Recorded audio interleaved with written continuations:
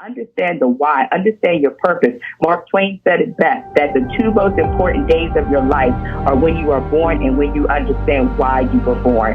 And so that why for me was when my mother passed away, and I realized that if she hadn't passed away, I would still be ordinary and not extraordinary. I would not have written 13 books, because the first book that I actually wrote was birthed out of her death. It was called Everything There's a Season, and it was a season when I was going through so much trauma, so much depression, so much anxiety. I was also pregnant, 7 months pregnant with my daughter, which would have been her first daughter, and I was experiencing all of this, and I just needed help. I needed my own self-healing, and so I began to write. And when I wrote that book in 2010, it was never released until 2014. And when I released it in 2014, I released it because I believe that when we go through a process, we're supposed to go through it, but at the end, we should teach the principles to other people. And so I had to teach what I had learned through that grieving, what I had learned through those challenges, what I had learned through the depression and anxiety, to help someone who may be going through,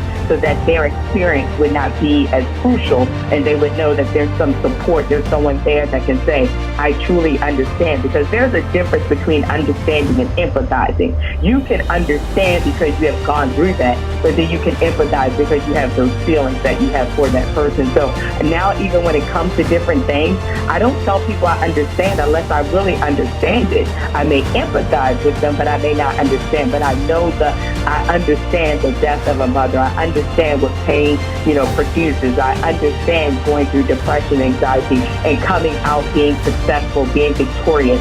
And so that is really my why. My why was because of that, but also when I look at my children and my family every day, I want to be able to say that the mantle was passed to me, I built a legacy, and now I'm a part of a history.